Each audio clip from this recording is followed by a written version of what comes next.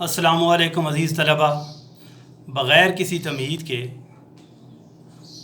आज हम मीर दर्द की गज़ल के अगले दो अशार का मुताला करेंगे। और मीर दर्द की दूसरी गज़ल जो हमने शुरू की थी उस गज़ल के हवाले से, चूँकि हमने इब्तदाई 3 अशार उनकी तफ़हीम कर ली थी और मुझे उम्मीद है जी कि आपको वो अशार जो है यकीनन समझ आ गए होंगे। इसलिए ये किताब आप देख लें, मेरे सामने पड़ी है किताब, और ये मीर दर्द की दूसरी गज़ल का ये चौथा शेर है। जूँ शम्मा जम्मा होवे गरैले ज़ुबां हज़ार, जूँ शम्मा जम्मा होवे गरैले ज़ुबां हज़ार, आपस में चाहिए कि कभी गुफ्तगू न हो। जूँ सुबह चाक सीना मेरा ए रफ़ू गरां, जूँ सुबह चाक सीना मेरा ए रफ़ू गरां, या तो किसू के हाथ से हरगिज़ रफ़ू न हो। जूँ शम्मा जमा होवें गरैले ज़ुबां हज़ार, आपस में चाहिए कि कभी गुफ्तगू न हो। पहले इस शेर के मफ़हूम को समझने की कोशिश करें कि मीर दर्द असल में कहना ये चाहते हैं कि अहले ज़ुबान को लाजिम है कि वो महफ़िल में शम्मा की तरह ख़ामोश रहें। अहले ज़ुबान के लिए लाजिम है कि वो महफ़िल में शम्मा की तरह ख़ामोश रहें। मीर दर्द ने इस शेर में इल्म बयान की एक ख़ूबी जो बिल्कुल वाज़ेह है, जूँ के लफ्ज़ से वो ख़ूबी ज़ाहिर ये हर्फ़ तशबीह है, तो जूँ के लफ्ज़ से ये ख़ूबी वाज़ेह है इल्म बयान की, जिसको तशबीह कहा जाता है।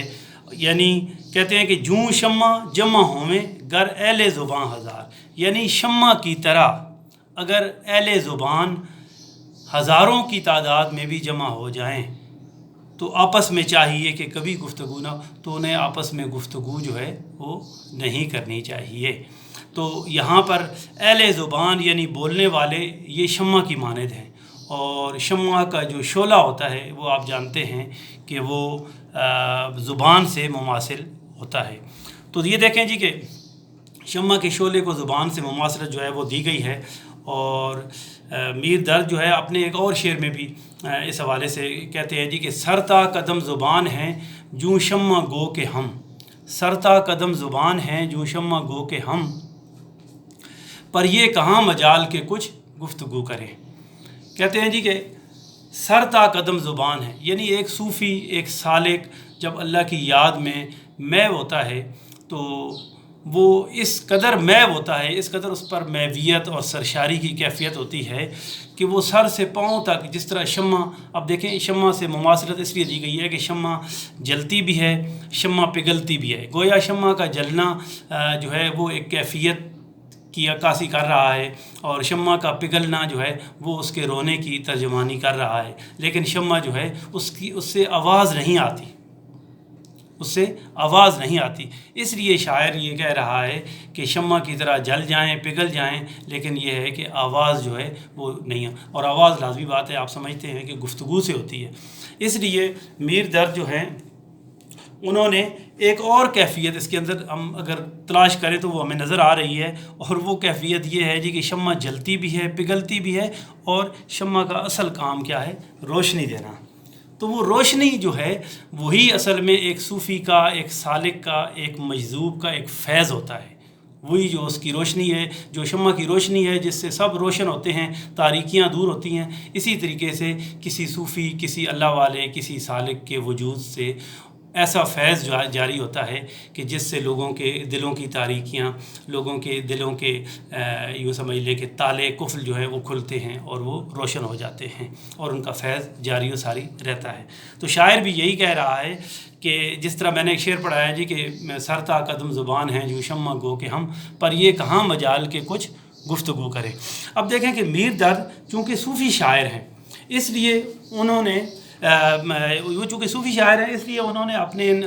इस शेर में सूफिया की कैफियत का बयान किया है कि सूफिया की कैफियत क्या होती है کہ جب انہیں حق کا مشاہدہ ہو جائے، جب انہیں عرفان الہی ہو جائے تو وہ بالکل خاموش ہو جاتے ہیں۔ کیوں کہ اگر وہ گفتگو کریں گے بھی، اس طرح کا کوئی اظہار کریں گے بھی، تو عوام الناس جو ہوتے ہیں، عام لوگ جو ہوتے ہیں، ان کی سمجھ سے، ان کے اس کو کہہ لیں کہ ان کی فہم سے، ان کی عقل سے یہ ساری چیزیں ماوراء ہوتی ہیں، اور اسی لیے اس کو بعض اوقات ان کو کرامات جو ہے ان سے وہ کہا جاتا ہے، کرامات سے مماثل قرار دیا جاتا ہے۔ چنانچہ عام لوگ جو ہے اس کیفیت کا ادراک نہیں رکھتے، عام لوگ اس کیفیت کا ادراک بالکل نہیں رکھتے۔ اسی لیے شاعر یہ کہہ رہا ہے کہ آپس میں چاہیے کہ کبھی گفتگو نہ ہو، اور تصوف اور سلوک کی جو جتنی بھی منازل ہیں اور ان سے عشق الہی کا اظہار جو ہوتا ہے، اور عشق الہی کا تقاضا بھی یہی ہے کہ ایک صوفی کا چونکہ ایک سالک کا، ایک مجذوب کا ڈائریکٹ تعلق جو ہوتا ہے وہ اللہ سے ہوتا ہے، ٹھیک ہے نا، آپ سمجھ رہے ہیں، وہ اللہ سے ہوتا ہے۔ جس طرح ایک شاعر نے بہت خوبصورتی سے کہا کہ جو ڈوبنا ہے تو اتنے سکون سے ڈوبو، جو ڈوبنا ہے تو اتنے سکون سے ڈوبو کہ آس پاس کی لہروں کو بھی پتہ نہ لگے، کہ آس پاس کی لہروں سے مراد یہاں پہ جو عام لوگ ہیں، عام افراد ہیں، یعنی اگر آپ ڈوبنا چاہتے ہیں تو اتنے سکون سے ڈوبیں۔ تو یہ محویت کی ایک سرشاری کی، ایک فنا فی اللہ کی ایک کیفیت ہے کہ آدمی جب اللہ سے لو لگا لیتا ہے تو بس اس کا ہو جاتا ہے، اور اپنی ہستی کو، اپنی میں کو، اپنے وجود کو وہ بالکل مٹا دیتا ہے۔ علامہ اقبال نے بھی اپنے ایک شعر میں بہت خوبصورتی سے اس کا اظہار کیا ہے، اسی کم و بیش اسی انداز سے کہتے ہیں جی کہ خاموش ہے دل بھری محفل میں چلانا نہیں اچھا، خاموش ہے دل بھری محفل میں چلانا نہیں اچھا، ادب پہلا کرینہ ہے محبت کے کرینوں میں۔ اب دیکھیں کہ صوفی کا دل جو ہے نا وہ ایک آئینہ خانے کی طرح ہوتا ہے، صوفی کا دل جو ہے وہ ایک آئینہ خانے کی طرح، آئینہ خانہ یہ ہے کہ جیسے ایک کمرہ ہو اور اس کے چاروں طرف آئینے لگے ہوں، اور جس طرف بھی وہ دیکھے، جس طرح ایک شیش محل ہوتا ہے کہ جہاں جس طرف بھی آپ دیکھیں گے تو آپ کو اپنا چہرہ ہی نظر آتا ہے، تو اسی طریقے سے ایک صوفی کا دل جو ہوتا ہے وہ ایسا آئینہ خانہ ہوتا ہے کہ جس میں چونکہ اس کے دل میں اللہ بس رہا ہوتا ہے، اللہ کا وجود ہوتا ہے، اس لیے اس کے دل کے وہ جس طرف بھی دیکھتا ہے وہ اسے اسی ذات حقیقی کا جلوہ جو ہے وہی اسی کے جلوے جھلکتے ہوئے نظر آتے ہیں۔ چنانچہ یہ وہ کیفیات ہیں، ان جلووں کے حوالے سے یہ وہ کیفیات ہیں کہ جن کو عام لوگ جس کا ادراک نہیں رکھتے، عام لوگ جس کو نہ سمجھ سکتے ہیں، اور نہ ان جلووں کے اظہار کے لیے کسی صوفی کے پاس بھی ایسے الفاظ اسے میسر آ سکتے ہیں کہ وہ ان کا اظہار کر سکے اور عام لوگوں کو یا خود اس کو سمجھ سکے۔ اسی لیے تصوف میں ہم دیکھتے ہیں کہ ایک مقام حیرت بھی ہوتا ہے کہ ایک صوفی حیرت میں مبتلا ہو جاتا ہے، اور وہ ایک حیرت کی اس کیفیت میں کہ جیسے اس کے سمجھ سے وہ بالکل ساری چیزیں ماوراء ہوتی ہیں، اس کو بالکل کچھ سمجھ بھی نہیں آتا۔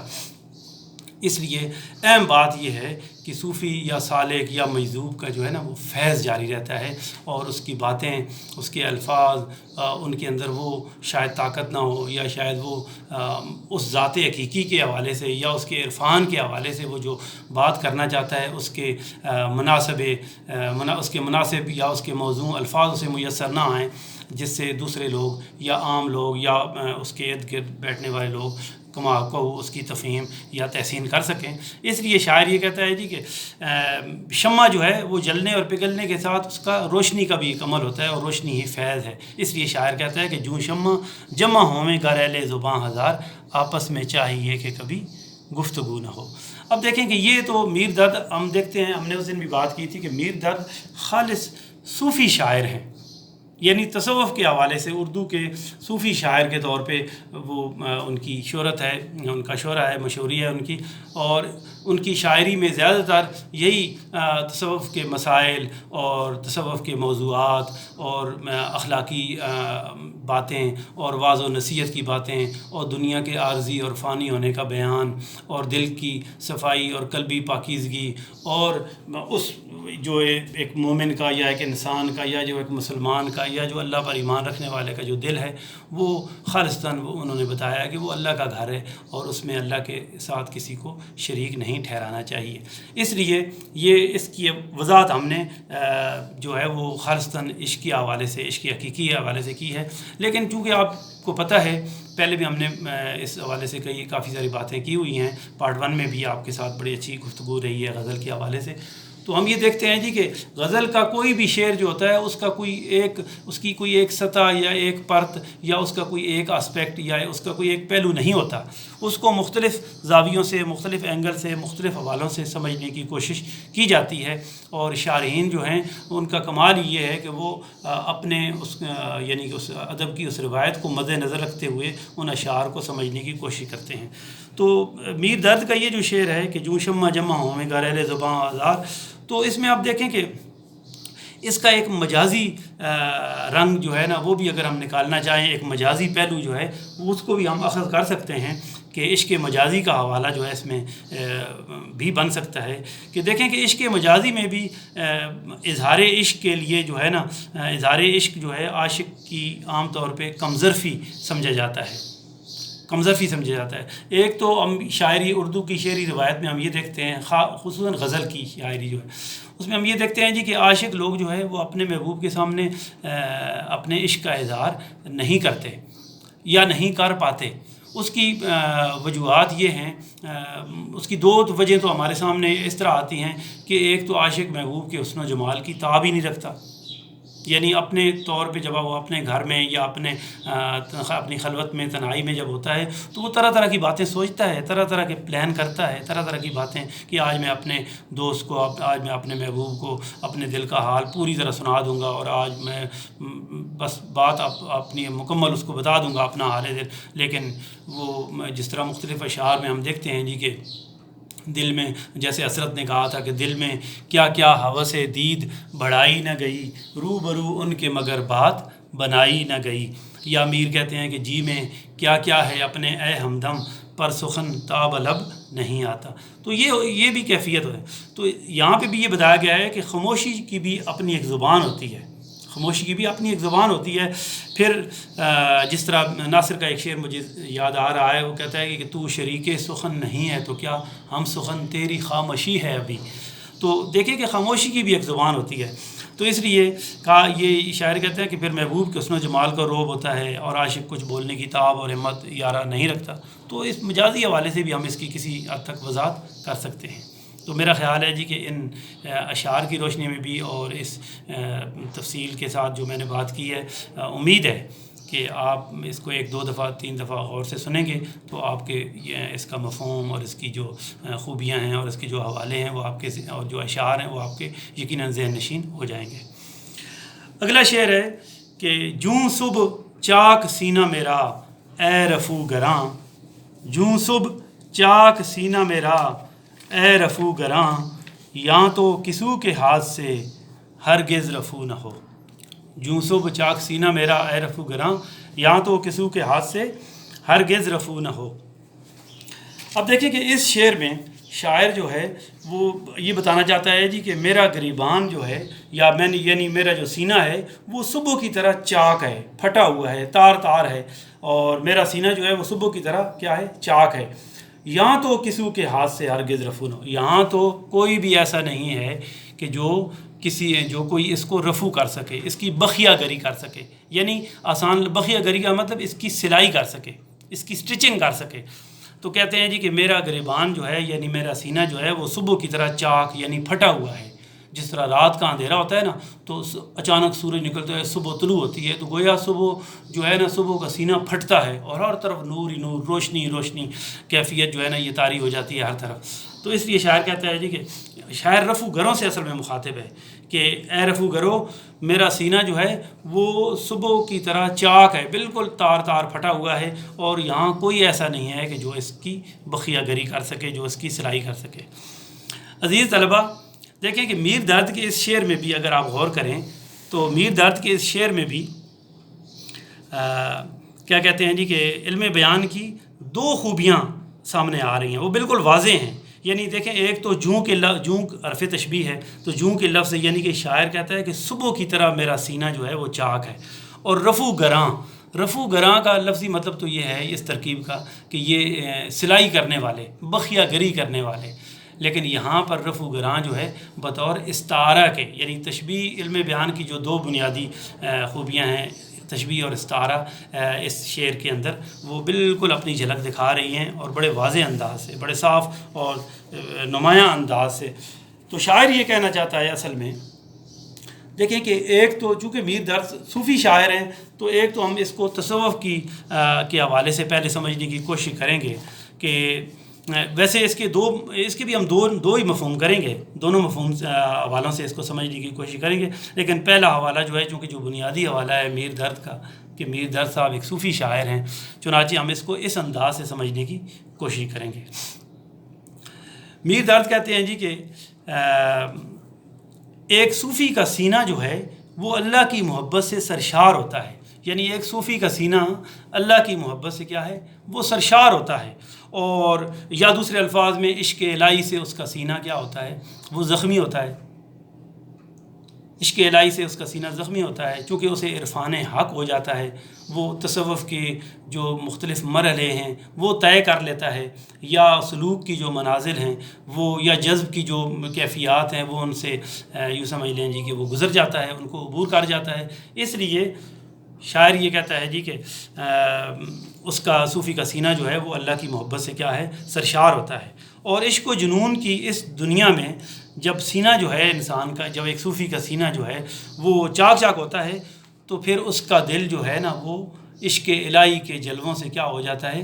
منور ہو جاتا ہے، پھر اس کا دل عشق الہی کے جلووں سے منور ہو جاتا ہے، یوں سمجھ لیں کہ اس کا سینہ مکمل طور پر روشن ہو جاتا ہے۔ اور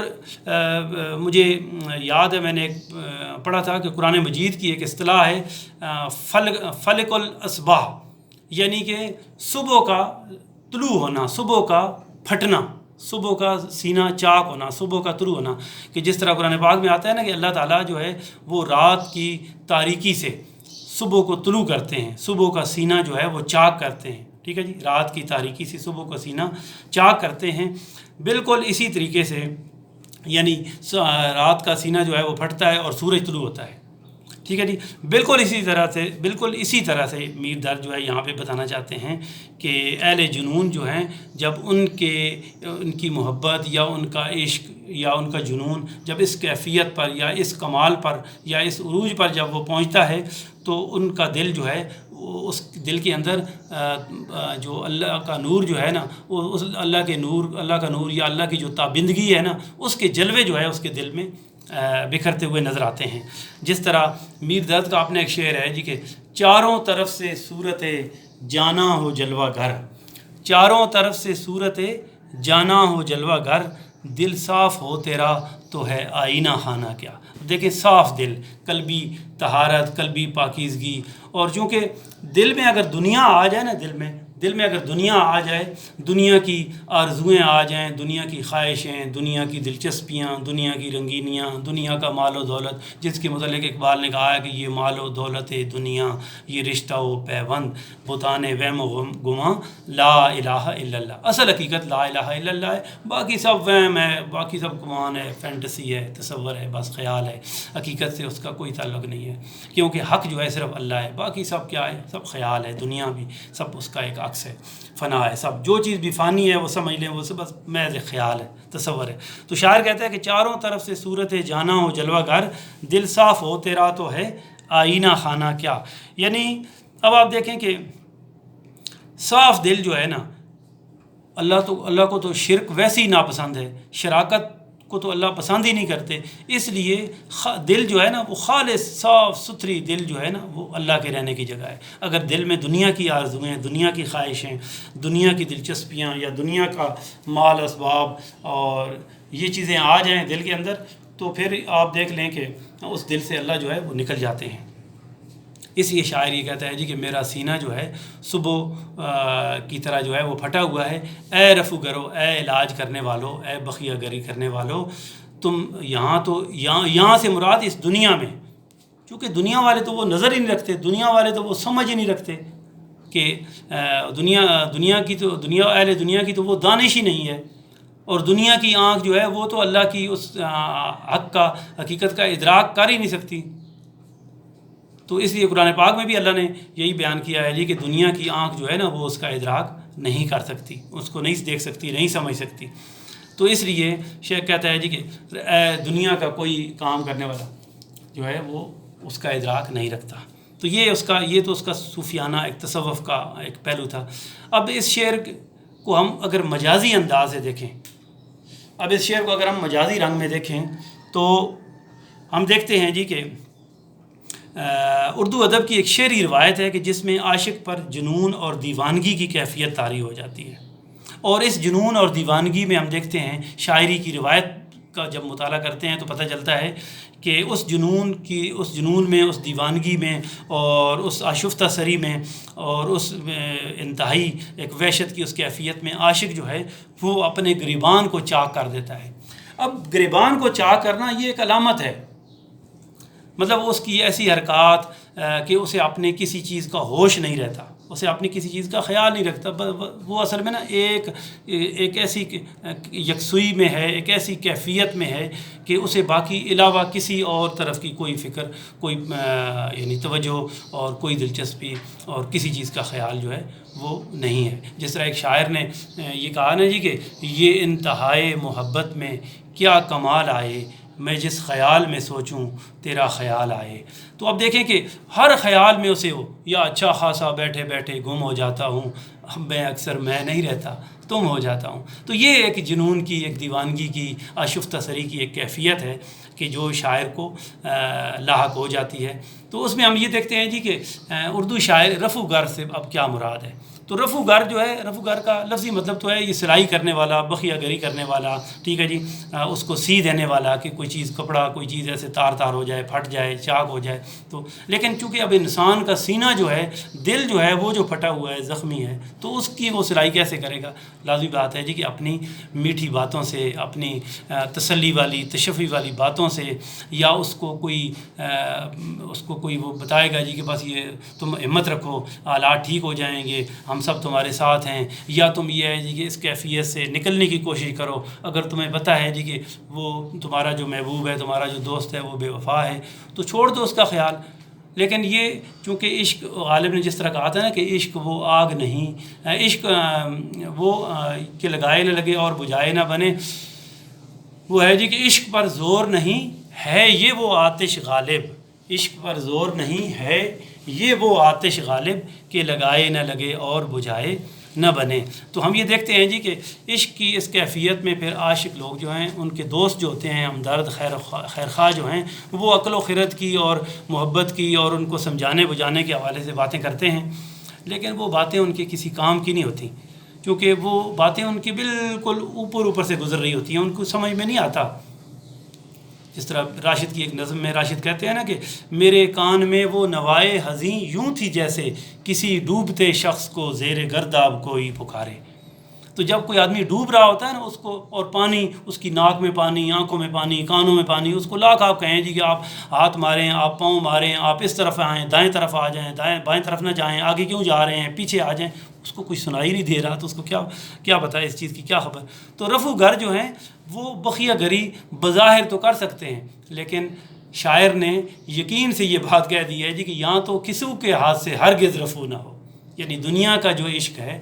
اس میں جو آدمی کی خرابی یا بربادی یا یہ جو چاک یا تار کا یہ جو کی کیفیت حالت ہے، یہ بھی نہیں سلائی کی جا سکتی، یا اس کو بھی نہیں درست کیا جا سکتا.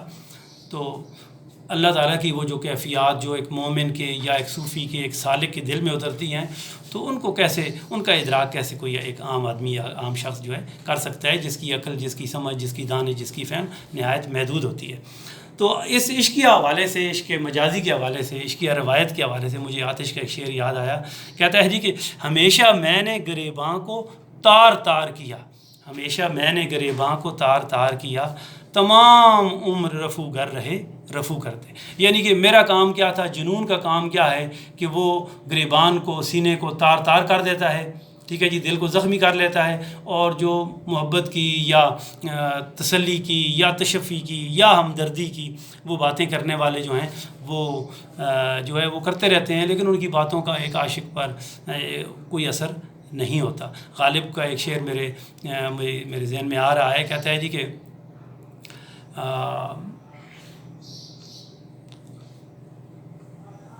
بہت خوبصورت غالب کا ایک شعر ہے کہ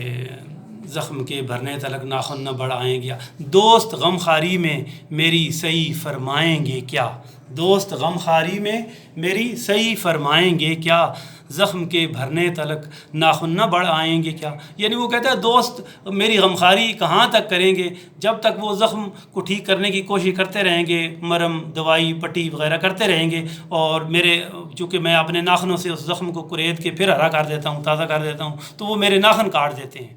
تو یہ ان کی ناخن کاٹنے سے کوئی کہتا ہے کوئی فرق نہیں پڑتا، وقتی طور پہ تو میں باز آ جاتا ہوں، لیکن جو ہی زخم ٹھیک ہوتا ہے اس وقت تک میرے ناخن بھی تو بڑھاتے ہیں نا، پھر میں زخم کو، تو اس لیے ہمیشہ میں نے گریباں کو تار تار کیا، تمام عمر رفو گر رہے رفو کرتے. تو ان دونوں اشعار کو آپ مختلف اشعار کی روشنی میں سمجھنے کی کوشش کریں. آج کا ہمارا یہ لیکچر ختم ہوتا ہے، اور اس کے بعد ہم عیسیٰ نظم میں آئیں گے، اور اگلا لیکچر جو ہے جو پہلی نظم ہے ہم سارے دوم کی، تو اس کی ہم تحسین اور تفہیم کرنے کی کوشش کریں گے. اس لیکچر کو آپ غور سنیں. اس وقت تک کے لیے خدا حافظ. زندگی رہی تو انشاءاللہ پھر ملیں گے. اللہ حافظ. السلام علیکم.